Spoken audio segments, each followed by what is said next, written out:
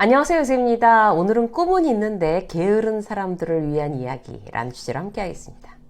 하고 싶은 건 많아, 되고 싶은 건 많아. 그런데 늘 작심삼일 생각뿐이고 현실은 언제나 그 자리에. 그런 회의감 드는 분들 계시죠? 정도의 차이가 있어서 그렇지 누구나 그래요, 사실. 어떤 때는 막 열정이 살아나다가 또 어떤 때는 또 언제 그랬냐는 듯이 이제 현실에 치여서 하루하루 그냥 이렇게 막 하루하루를 쳐내기에 바쁘잖아요. 그러다 보니까 이게 아닌데 나도 누구처럼 참 잘 되고 싶은데 이런 생각을 또 이렇게 반복하게 된단 말이에요. 그래서 오늘은요, 특히 늘 꿈은 많이 꿔요. 욕심도 많아요. 야망도 있어요. 그런데 생각과 마음만큼 몸이 안 따라줘요. 상황이 여의치도 않아요. 이런 딜레마에 빠진 여러분들을 위해 몇 가지 꿈을 이루기 위한 스텝을 소개하도록 하겠습니다. 자꾸 중도에 실패하면 그러면 어때요, 사실. 다시 이 스텝대로 시작하시면 됩니다. 자, 첫 번째. 일단 시작한다. 이게 첫 번째 스텝이에요. 우리가 이제 잘하고 싶은 마음이 너무 크잖아요. 그럼 시작을 아예 못해요. 그리고 이제 시간을 자꾸 흘려보낸단 말이에요. 별것도 안 해요. 그러면서 그 시간에 또 어정하면서 시간만 보내는 거예요. 이걸 우리는 게으르다고 얘기합니다. 근데 게으르게 보이거나 아니면 진짜로 게으르거나 그런 유형들이라도 게으르지 않으려면 일단 완벽하게 시작하겠다는 생각 자체를 버리는 게 너무 중요해요. 회사에서 중요한 보고서를 만들어야 된다고 생각해 보자고요. 이거 정말 잘해보고 싶어요. 근데 좀 생소한 콘텐츠예요. 어려워요. 윗분들한테 잘 보이고 싶은 욕심은 있고, 근데 보고서의 난이도는 있고, 어떻게 만들어야 할지 시작도 못하고 계속 걱정만 하는 거예요. 윗사람이 또 막 물어봐요. 그거 어떻게 되고 있지? 임대리? 이렇게 물어보면, 네, 준비하고 있습니다. 나중에 또 물어봐요. 어떻게 되고 있나? 네, 준비하고 있습니다. 그건 준비가 아닌 거죠. 업무에 대단히 게으른 사람으로 보입니다. 일단 시작하세요, 무조건. 엉성하게 그냥 얼기설기라도 목차를 만들고 메인 콘텐츠 뼈대를 일단 만들어 보는 거예요.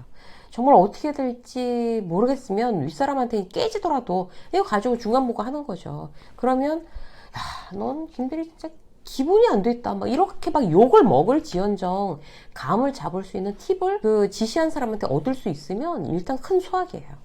근데 중간에 들이밀지도 않고 미루다가 나중에 데드라인까지 가서 만들어낸 그 보고서가 직장 상사의 마음에 들 확률이 몇 프로 될까요? 마음에 안 들 가능성이 99%란 말이죠. 그렇다고 해서 보고서에 막 손도 못 대고 그냥 인터넷 보다가 커피 마시다가 그냥 서성서성 뭐 시간을 보낸다고 해서 막 기분 좋게 쉬는 것도 아니잖아요. 개운하게 쉬는 것도 아니잖아요. 일도 안 하고 즐겁게 쉬지도 못하고 아주 어정쩡하게 더 피곤합니다, 오히려. 지금 하고 싶은 일이 뭔지 리스트를 한번 만들어 보세요.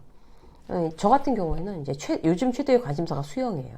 이제 수영 강습을 받는데 최대의 허들이 이제 기술이 아니라 체력이구나, 이걸 이제 점점 더 깨닫게 돼요. 너무 잘하고 싶어요. 수영을 잘하는 사람들은 멋있어 보이는 거예요. 근데 강습에 정말 제 자식 같은 애들이랑 정말 제가 나이 제일 많아요. 막 그런데 막 끼어가지고 어느 순간 내가 민폐가 되는 게 아닌가 막 그런 걱정이 들어요. 그러니까 체력이 그 친구들만큼 제 자식뻘 되는 친구들만큼 따라가겠냐고요. 제가 못 따라가니까 내가 막 중간에서 걸리적대는 것 같은 느낌이 드는 거예요. 강사는 당연히 그 어린 친구들 체력을 기준으로 이제 막 돌리는 거죠. 빨리빨리. 문제는 수영 기술이 아니라 체력이라는 생각이 들어가지고 그런 수영을 잘하고 싶다라는 생각이 들 때마다 지금 당장 할 수 있는 걸 하는 거예요. 그러니까 10분짜리 홈트. 막 코어를 강하게 만드는 홈트 이런 거 있잖아요. 그러니까 그런 생각이 들더라고요. 이 생각만 해서 체력을 한 끗 차이도 키우지 못하니까 무조건 그런 생각이 들 때마다 뭔가 5분, 10분 하자. 이렇게. 맨손 체조라도 하자. 이렇게. 팔굽혀펴기라도 하자. 생각이 곧 행동으로 옮겨질 때마다 그 생각이 이제 현실화 되는 겁니다. 하고 싶은 거 뭐 있으세요, 여러분? 일단 떠오르는 거. 지금 당장 해야 할 거 하나씩 하는 습관. 오늘부터 장착시키세요. 만약에 돈을 모으고 싶다면 돈을 좀 모으고 싶어 이런 생각이 들자마자 당장 그러면 내가 할 수 있는 일이 뭐지? 일단 있는 돈으로 적더라도 적금 통장 하나 개설하는 거. 요새는 다 인터넷으로 되니까. 혹은 주식 기자 만들어서 경제신문 공부하는 거. 이런 거. 당장 경제신문부터 내가 30분이라도 보자. 이게 바로 행동으로 옮기는 거예요. 당장 해야 할 일을 당장 하는 습관, 우리의 인생을 바꿀 수 있습니다. 자, 두 번째. 시작한 이상 적당히는 없다. 너무 정말 이렇게 비장한 딱 그 문장이죠. 모델 한혜진 씨가 어느 프로그램에 나와서 세상에 가장 제일 쉬운 일, 세상에서 제일 쉬운 일은 자기 몸을 자기 마음대로 만드는 일이래요. 솔직히 충격받았잖아요, 제가. 그런가? 그게 세상에서 제일 중요한 일인가? 난 안 되던데. 이론적으로 따지면 이제 그렇죠? 남을 내 마음대로 바꿀 수는 없잖아요. 자기만 자기가 바꿀 수 있다는 거예요. 근데 실제로 그래요? 나도 나를 바꾸기가 힘들어요. 그런 게 쉬우면 다이어트 약이 왜 그렇게 많이 팔리겠어요? 응? 안 먹으면 되는데. 피트니스 센터가 왜 그렇게 번성하겠어요? 피트니스 센터에는 일단 결제하고 운동하러 나오지 않는 회원들 90%가 먹여 살린다고 합니다. 그만큼 우리는 의지가 약한 존재들이에요. 그래서 우린 자꾸 실패해요. 하다가 포기해요. 늘 꿈만 있고 현실에서 이루어지는 일이 미미할 수 있어요. 누구나.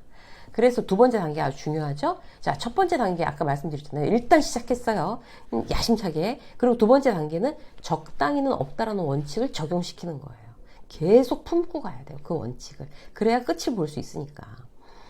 적당히가 이제 위험한 이유는 적당히 하면 안 하는 거랑 똑같은 결과를 보여줄 수 있습니다. 대부분 그래요.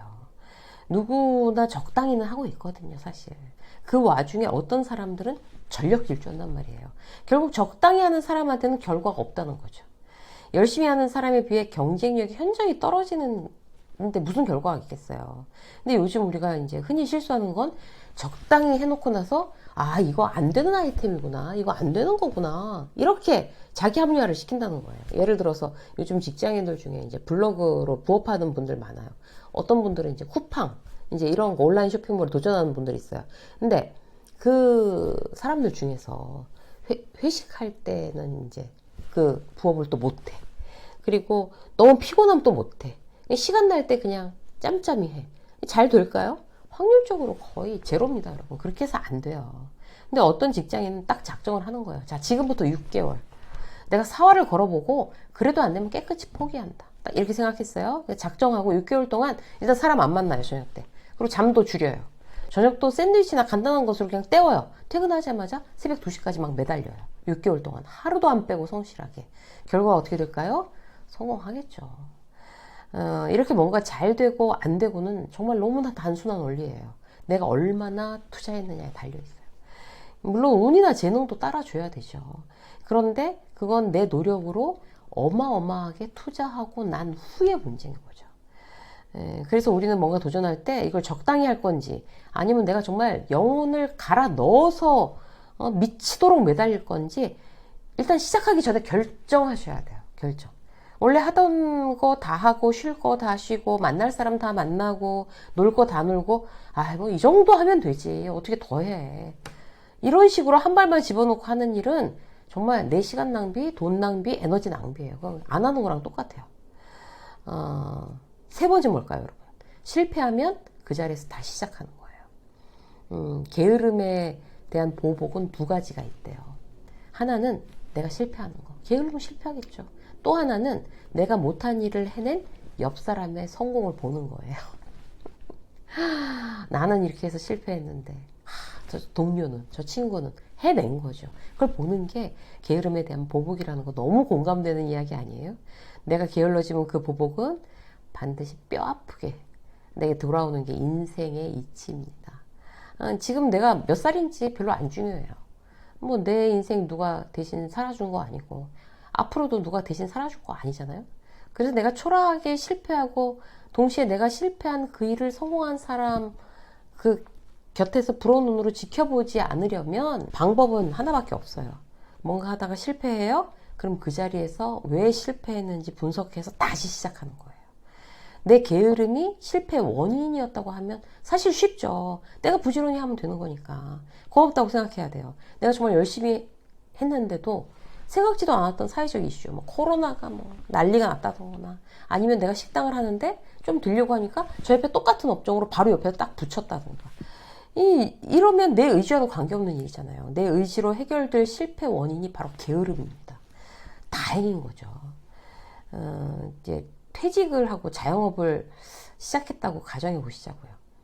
자본이 얼마 없어서 이제 임대료가 비교적 싼 데다가 분식집을 야심차게 열고 이제 막 시작했어요. 뭐 이 정도 하면 되지 뭐. 메뉴도 뭐 이 정도 하면 되지. 이게 대충 이렇게 붙여놓고 하면 되지. 간판도 뭐 이렇게 대충 하면 되지. 근데 장사가 안 돼요. 실제 저희 아파트 앞에, 저희 아파트 바로 옆에 이제 초등학교가 있는데 그 앞에 상가들이 있잖아요. 거기에 그런 분식집이 하나 생겼어요. 그렇게 그러니까 뭔가 가게가 새로 생기면 동네에 왔다 갔다 하면서 자꾸 주의 깊게 보게 되잖아요. 근데 와 저렇게 하고 되겠나 이런 생각이 들게끔 하시더라고요. 그분이 직장 다니다가 퇴직하신 어떤 아저씨가 사장님이신데 결국 6개월 동안 흐지부지 하다가 접었어요. 근데 그 자리에 그걸 다 이제 그분은 망해서 나갔고 그 자리에 무인 카페가 들어오더라고요. 근데 그냥 아파트 앞에 무인 카페가 될까 이렇게 생각을 했는데 그 무인 카페를 너무 예쁘게 해놓은 거예요. 뭘 비싼 장식품들을 들여놔서가 아니라 그냥 굉장히 좀 감각이 있고 부지런한 사장님인 것 같았어요. 이렇게 막 예쁘게 이렇게 놨어요. 그러면 장사 너무 잘 되는 거예요. 커피도 맛있고. 근데 제가 이제 새벽형 인간이니까 새벽에 이제 동네를 왔다 갔다 하잖아요. 근데 새벽 6시에 청소를 하더라고요. 그 사장님이 직접, 주인인 것 같아요. 직접 청소를 새벽 6시 손님 없을 때. 7시 전에 청소 완료. 이제 그거를 굉장히 자주 봤어요. 제가 이제 그 앞으로 왔다 갔다 하니까. 아, 저 사람은 되겠구나. 역시나 아주 잘 돼요. 의외로 잘 돼요. 동네에 10평도 안 되는 그 가게도 정말 치열하게 해야 됩니다. 누구는 실패해서 나간 자리에 누구는 성공하잖아요. 그러니까 내가 실패해서 그 자리에서 다시 정말 최선을 다하면 성공할 수 있다는 얘기예요, 결국에. 원래부터 안 되는 자리, 원래부터 안 되는 상황은 없다는 거죠. 다른 사람이 하면 또 되잖아요. 내가 게으르면서 안 된다고 핑계대는 일이 없는지 오늘 저도 또 여러분도 이제 각성하는 마음으로 다시 한번 챙겨보시자고요. 우리 모두의 꿈을 위해서 게으름을 몰아내는 하루가 되길. 그래서 여러분 자신을 이기는 순간을 맞이하시기를 응원합니다. 유쌤의 직장서 오늘 여기까지 하겠습니다. 고맙습니다.